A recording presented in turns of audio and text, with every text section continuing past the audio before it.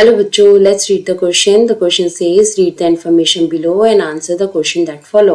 हमें information को पढ़ना है और questions के आंसर देने हैं. बट यहाँ पे हमारे पास क्या है, एक source based ये हमारे पास question है. Nationalism in Europe History Chapter number 1 class 10 से लिया गया है. So let's read about the paragraph और इसके बाद हम question को solve करेंगे. So the paragraph says the first clear expression of nationalism came with the French Revolution in 1789. तो इसमें हमसे कहा जा रहा है कि फ्रेंच रेवोल्यूशन जो 1789 में स्टार्ट हुआ था उससे क्या हुआ, हमारे पास नेशनलिज्म का सबसे पहला क्लियर एक्सप्रेशन आया. वर्ल्ड में नेशनलिज्म जो है डेमोक्रेटिक गवर्नमेंट के बारे में जो नोशन है वो सबसे पहले वर्ल्ड में आया.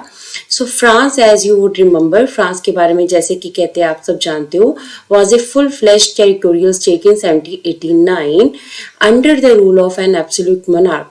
देखिए, फ्रांस एक मोनार्की रूल के अंडर वर्क कर रहा था. 1789 में फुल फ्लेश्ड एक ऐसी स्टेट थी जहां पर हमारे पास एब्सोल्यूट मोनार्क, डेस्पोटिक रूलर्स, तानाशाह जो है वो रूल कर रहे थे, जिनके पास सारी पावर्स थी. The political and constitutional changes that came in the wake of the French Revolution led to the transfer of sovereignty from the monarchy to a body of French citizens.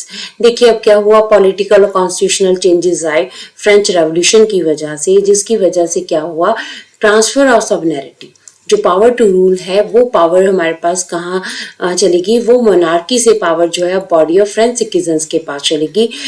कुछ लोग जिन्होंने उस टाइम के ऊपर revolution में important अपना rule जो है वो प्ले किया था, उनके पास अब पावर चली गई.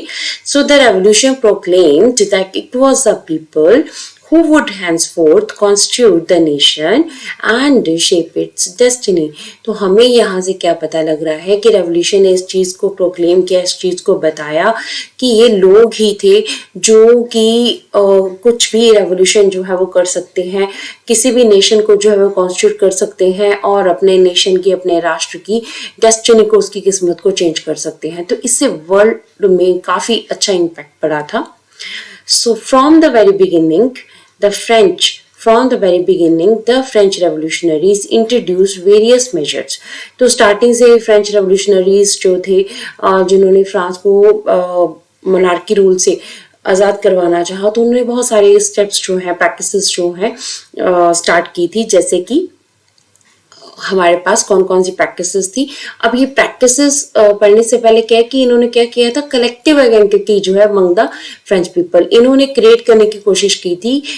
कलेक्टिव आइडेंटिटी मतलब ऐसे इन्होंने इवेंट्स को, ऐसी प्रैक्टिसेस को स्टार्ट किया जो ये शो करे कि सारे लोग वहां पर जो है वो फर्स्ट स्टेट, सेकंड स्टेट और थर्ड स्टेट में नहीं बटे हुए हैं, वो सब इक्वल है, उनके लिए इक्वल राइट्स है. तो कौन कौन सी ऐसी चीजें उन्होंने इंट्रोड्यूस की थी, जैसे the ideas of la patrie, the fatherland and le citoyen, the citoyen. ठीक है. So the emphasize the notion of a united community enjoying equal rights under a constitution. अब देखिए यहाँ पे क्या उन्होंने ला पैट्री एंड ले सिटियन का आइडिया जो है उस चीज को काफी ज्यादा पॉपुलर किया हुआ है. ला पैट्री मीन्स फादरलैंड, द फादरलैंड की ये उनके फोर फादर से उनको जो लैंड मिल रखी है, तो दैट शुड बी देयर, भी उनकी होनी चाहिए, जो पावर्स हैं वो उनके पास भी होने चाहिए, सारे मोनार्क के पास नहीं होने चाहिए. ले सिटियन मतलब वो सारे सिटीजन्स हैं, सब सिटीजन जो है एक जैसे, सबको एक जैसे राइट्स हैं, किसी के पास ये नहीं कि कुछ खास प्रिविलेजेस हैं. emphasize the notion of united community मतलब उन्होंने एक यूनाइटेड कम्युनिटी की बात की जिसमें लोग इक्वल राइट्स को एंजॉय करें कॉन्स्टिट्यूशन के under. So a new French flag, the tricolor, was chosen to replace the former Royal Standard. अब देखिए क्या किया गया, रॉयल स्टैंडर्ड वहां पर पहले रॉयल स्टैंडर्ड का फ्लैग होता था, तो उसको चेंज करके ट्राई का एक नया फ्लैग जो है वो इंट्रोड्यूस किया गया, blue, white and red colour का. So the state journal was elected by the body of active citizen. अब स्टेट जर्नल हमारे पास क्या है, स्टेट जर्नल जो कि पहले भी हमारे पास फ्रांस में मौजूद थी, जो भी मोनार्क थे उनकी हेल्प करती थी लॉ बनाने में. अब ये क्या था, ये एक इलेक्टेड बॉडी थी एक्टिव सिटीजन्स की, और इसका जो रीनेम है वो क्या किया गया, नेशनल असेंबली किया गया. सो न्यू हाइम्स वर कंपोज, नए हाइम्स जो है कंपोज किए गए, नई ओथ ली गई, मार्टर्स जो है उन्हें कमेमोरेट किया गया, जो शहीद हुए थे उन्हें याद किया गया, in the sake to start the nationalism in France. All in the name of the nation, ठीक है, सब देश के नाम के ऊपर इन सारी चीजों को किया गया। Centralise administrative system was put in place, एक सेंट्रलाइज एडमिनिस्ट्रेटिव सिस्टम जो है वो स्टार्ट किया गया। एंड एक formulated uniform laws for all citizen within its territory, एक ऐसा सिस्टम स्टार्ट किया गया जिसने सब लोगों को एक जैसे राइट दिए, ऐसा नहीं कि किसी को कुछ खास राइट दिए गए, नहीं, एक सेंट्रलाइज एडमिनिस्ट्रेटिव सिस्टम बनाया गया जिसमें सारे सिटीजन को लॉ के अकॉर्डिंगली यूनिफॉर्म लॉ बनाए गए और उन लॉज के अकॉर्डिंगली एक जैसे जो है वो राइट्स दिए गए। सो इंटरनल कस्टम ड्यूटीज जो है फर्दर उन्होंने क्या किया, इंटरनल कस्टम ड्यूटी। अब कस्टम ड्यूटीज क्या होता है, जो टैरिफ लगते हैं ट्रेड के ऊपर, वो सारी कस्टम ड्यूटीज ड्यूज को जो है they abolish and a uniform system of weight and measures was adopted, ठीक है। तो जो सिस्टम था कस्टम ड्यूटी का, ड्यूज का, ये सारा खत्म कर दिया गया। Uniform system weights and measurement का इसको अडॉप्ट किया गया। रीजनल डायलेक्ट्स थी, इन्हें डिस्करेज किया गया। देखिए उस टाइम के ऊपर फ्रांस में अलग अलग एरिया में काफी लैंग्वेजेस को यूज किया जाता था, तो एक राष्ट्र की भाषा होनी चाहिए, एक मेन नेशन की लैंग्वेज होनी चाहिए। दैट्स वाई फ्रेंच को जो है मेन लैंग्वेज के रूप में सेलेक्ट किया गया as it was spoken and written in Paris, क्योंकि पेरिस में लिखी जाती थी, बोली जाती थी। So it became the common language of the nation. इस तरह से फ्रेंच जो है एक कॉमन लैंग्वेज के रूप में हमारे पास आई। तो हमने यहाँ पे पढ़ा कि फ्रांस जो है उसने नेशनलिज्म को सेपरेट किया। दूसरा, फ्रेंच रेवोल्यूशनरीज जो उन्होंने कुछ ऐसे मेजर्स को किया जिससे कि वो यूनिफॉर्मिटी ला सके और एक नेशन बना सके, फ्रांस को एक एग्जांपल के रूप में वर्ल्ड के सामने पेश कर सके। So let's read about the question now.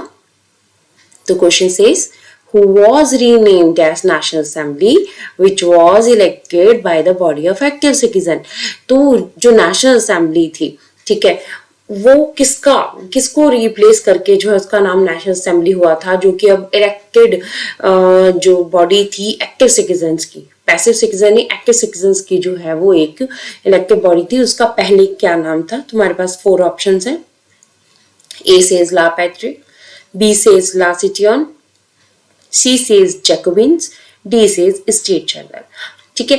तो हम अगर अपने पैराग्राफ को देखें तो पैराग्राफ में हमने ला पैट्री पढ़ा था, उसका मीनिंग क्या होता है, द फादरलैंड, ठीक है। और ले सिटियन का मीनिंग हमने द सिटीजन पढ़ा था। तो अगर हम अपने ऑप्शंस में देखें, ला पैट्री है, इसका मीनिंग फादरलैंड होता है, तो ये एक्टिव बॉडी ऑफ हमारे पास इलेक्टेड बॉडी नहीं है ये सिटीजन्स की, तो दिस इज रॉन्ग। ले सिटियन भी रॉन्ग है क्योंकि सिटीजन से रिलेटेड है, बट यहाँ पे ये सिटीजन्स की नेशनल असेंबली को नहीं इंट्रोड्यूस कर रही है। जैकोबिन क्लब ये रेवोल्यूशनरी क्लब थे, तो ये हमारा आंसर नहीं है। So we are having only one option left, that is state general, ठीक है। तो स्टेट जनरल जो है हमारे पास हमारा राइट आंसर है। अब स्टेट जनरल क्या था, earlier the state general was the body having members from all the 3 states but they were not elected. अब पहले क्या होता था, स्टेट जनरल जो है एक ऐसी बॉडी थी इसमें मेंबर्स होते थे पर तीनों स्टेट के मेंबर्स होते थे, वो इलेक्टेड नहीं होते थे और उसमें यूनिफॉर्मिटी भी नहीं थी। It was a body to make laws, law बनाने की एक बॉडी थी। Now it was renamed as national assembly for of elected person, ठीक है, इलेक्टेड मेंबर्स की। अब ये क्या था, एक नेशनल असेंबली के रूप में इसको रीनेम किया गया। So what the answer of our question is, this is state general. So this is the answer of our source based question. Hope so you understood the question as well as the answer. Thank you.